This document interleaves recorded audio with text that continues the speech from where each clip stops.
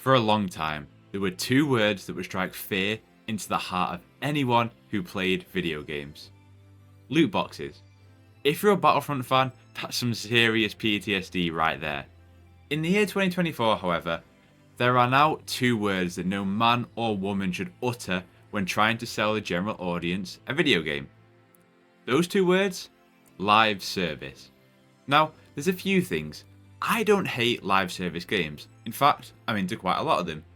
The question too is, how do I define a live service game? Like, would I count Spider-Man 2 as a live service game because it got an update 6 months after launch and some possible DLC down the road? No. When I'm talking live service, I'm talking a Destiny 2, a Marvel's Avengers, a Halo Infinite, a Fortnite. Seeing the success of a Destiny, of a Fortnite, of an Apex Legends, it's become natural now for publishers, CEOs, basically those at the top to think, oh, so we can put a game out once and then just keep making money off it? Cool, let's do that. The context of this video though is comic book, or specifically superhero live service video games. It comes in the wake of the recent and, to be honest, extremely unfortunate hack at Insomniac Games that this week meant a stolen trailer was placed online for all to see of Spider-Man The Great Web, which is a cancelled project. All of a sudden, I was seeing takes like, wow, we were robbed, and wow, this would have been amazing, spectacular, superior. Alright, I'll chill the Spider-Man related puns, but I was sat there and I was so confused because I was like, we've just had Suicide Squad, which, look, call me a weirdo, an idiot, whatever, I actually quite like the game. 100% I see the flaws, but in the moment-to-moment gameplay, I enjoy it, alright? But this game, Suicide Squad, almost had this grim reaction to it, like it was the vilest of video games, like, ugh, how dare you? Right now, I'm looking online, and everyone's having the complete opposite reaction to this trailer.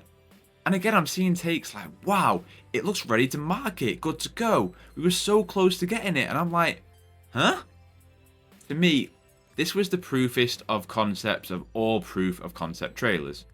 Repurposed assets from Spider-Man 2 to show what the game could be. Proofest defo isn't a word, but we keep going anyway. See, on the whole, I agree with them. I couldn't think of a better pitch for fun in a video game than swinging around New York City with my friends fighting the Sinister Six, racing each other, performing dual takedowns. Just the concept of it is mega. The problem lies in the live service. Now, to explain what I'm getting at, we need to talk about superheroes and live service video games, and whilst in the ultimate timeline it's my dream video game, it is without doubt one of the hardest feats to accomplish in creating this game. Every live service superhero game, discounting probably DC Universe, has had its own distinct problem to really highlight just how tough of a task it really is to create this kind of game. See, when Gotham Knights was first announced, I thought it had two brilliant reveal trailers.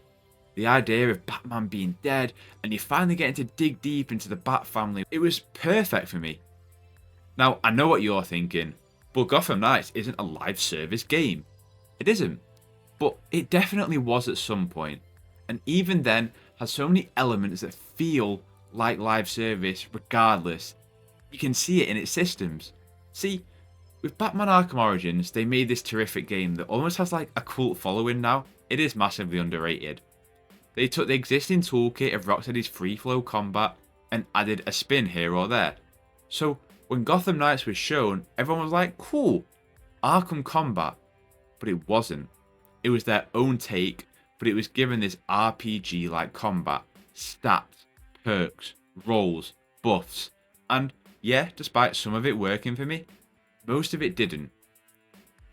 See, when you're thinking about a live service game, you're talking about what's the carrot at the end of the stick. Why is the player constantly logging in every day? Gotham Knights had those repeatable missions for resources and loot like with the Penguin or the Police Commissioner. So the carrot here would have been the loot. New sticks for Nightwing, gauntlets for Batgirl, guns for Red Hood, etc, etc. And you may ask the question, well, why not just do the Arkham combat? I just don't think it's that simple. I am not a game developer, I don't know much about game design, alright? But the essence of free flow combat is bouncing enemy to enemy to enemy, to quickfire gadgets, to takedowns, and then in a co-op setting, I just can't imagine that working well. Not just in terms of how difficult that would be for the developers to create the system, but in terms of how fun is it? Like, if your teammate is constantly interrupting your combos because they take out that enemy first, for example. It brings me back to Spider-Man. I don't think that combat can work as well in a co-op setting. I think one of the best examples of a co-op mode in recent video games is Ghost of Tsushima Legends. The way this game handled it was perfect. If you're engaged with an enemy, a teammate cannot engage in that same way. This sounds like the right concept, but with the way Spider-Man functions, again, webbing enemy to enemy, the gadgets, the finishes, the skill moves, that becomes a problem in co-op. The toolkit that you get in Spider-Man or Spider-Man 2 only works as well because it can be fine-tuned as a single-player experience. That free-flow combat just wouldn't work as good with multiple players. Now look, Insomniac are geniuses. Maybe they could make it work. But from all the evidence that we have, I just don't think it would feel as good. Adding to that, remember, the carrot on the stick. Let's say we got this game. What is it that's keeping me coming back? Once I've taken down the Sinister Six, what's the gameplay loop? Why am I returning? And that's where the loot comes into most of these games. Most companies just don't know how to do a PvE live service game without a loot grind to chase. So then you take these two elements, and it's no longer that same Spider-Man game, same gameplay that you love. Loot then just becomes the web shooters, like you have to give it effects, and all of a sudden, it sounds like a familiar tale, right? Weird stats and min-maxing, stuff that, truthfully, I love, but not in a superhero game. Moving on from Gotham Knights then to the other DC game on this list, Suicide Squad, Kill the Justice League. Now again, unfortunate information from that Insomniac hack, not a leak remember, a hack that put a lot of good people in terrifying positions. We learned Insomniac's slate. I'm not going to share that slate, but we know their projects for upcoming years. I want them to announce it when they're ready to. You can find it online if you really want to. Rocksteady just spent the last 9 years developing Suicide Squad. To put that into context, we got the entire Arkham trilogy in 6. Now, current AAA games take longer to develop, that is for sure. But the point of the matter is, let's say Insomniac wanted to go down the Great Web route. All those projects on that slate, you can kiss goodbye, because a live service game demands the full attention of a studio. All you have to do is look round the corner at Naughty Dog. They cancelled their Last of Us Online game, citing pretty much that reason. We either make The Last of Us Online and stop making single player games, or we cancel it. Personally, I'd rather the slate of single player games that we have to look forward to.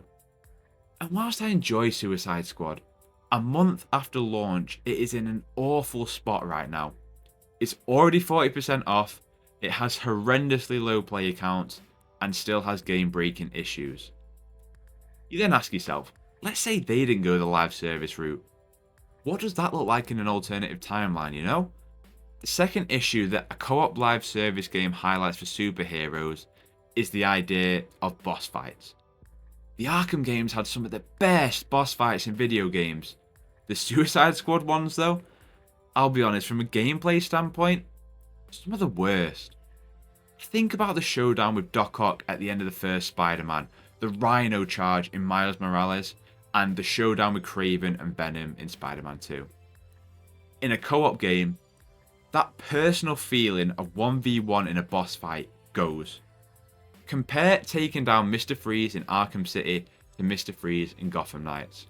Sure, you could create some cool mechanics, but in most co-op games, it just becomes, well, we'll beat them up or shoot them until they finish.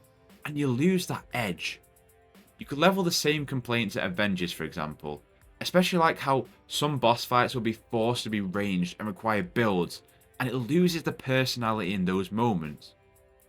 The MODOK boss fight, in the last level of Avengers, going from hero to hero, and it's specialised in each one, a scenario that was perfect for that hero, versus something as generic as then fighting the Super Adaptoid.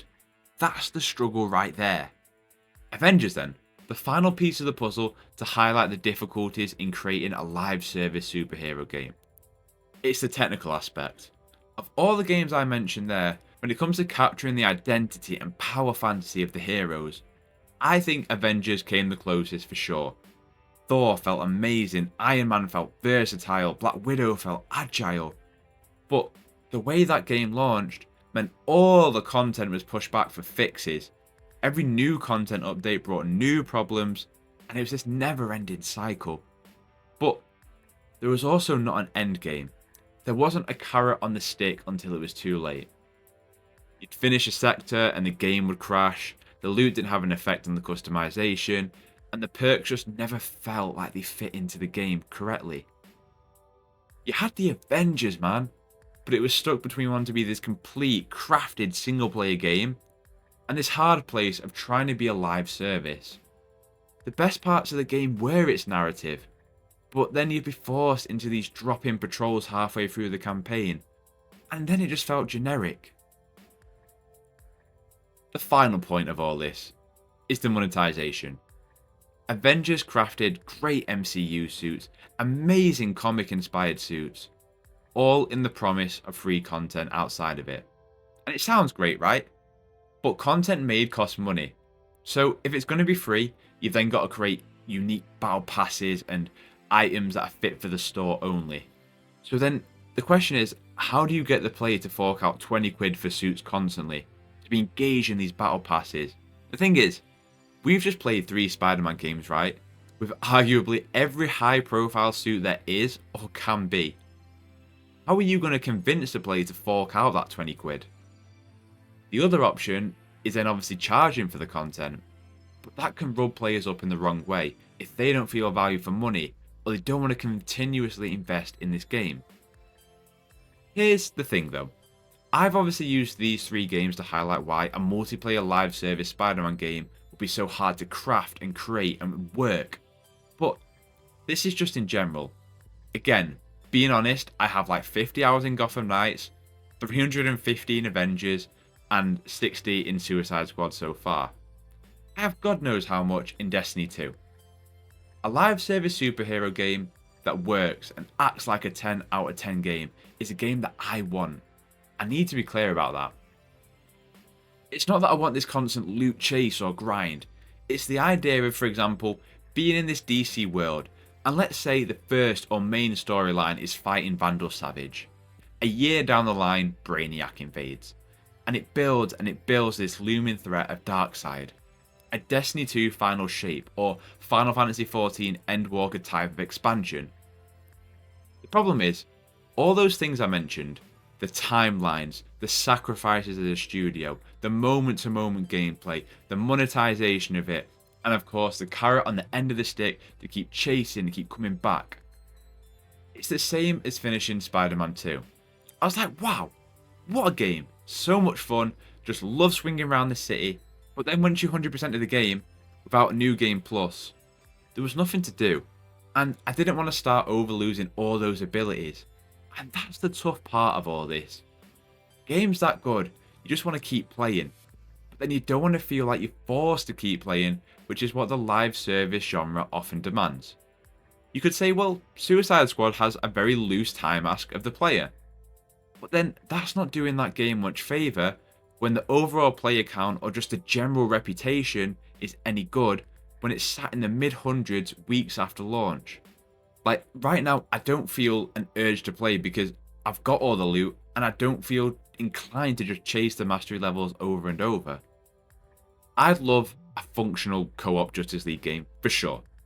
I'd also love a Spider-Man co-op mode, like a Ghost of Tsushima Legends that is smaller in scale. But I also know that in terms of the gameplay, tuning the abilities, creating moments that feel personal and specific, it does require the single player touch. Maybe one day it'll work for a studio and it'll click exactly as it needs to. But for now, live service superhero games are stuck in a web. Look, if you've stuck around till this point, I really appreciate it, indulging me in speaking about stuff that I just really love, you know? So I do thank you for that. I don't really indulge in negative takes, there's enough of that going around as it is, you know? Anyway, what are your thoughts? Did this potential Spider-Man game excite you? Or are you just all like co-opt out with these kind of games at this point and you just want your single player experiences? If there was a live service superhero game to work, what would you want it to be? I'd really love to chat with you in the comments down below. If you've enjoyed hearing me bang on about all this stuff or you just want to keep up to date on comic book games, consider subscribing because I'll never get tired of talking about them and I'll always do my best to keep you up to date. Dropping a like on this video really helps me out, especially in the great web that is the YouTube algorithm.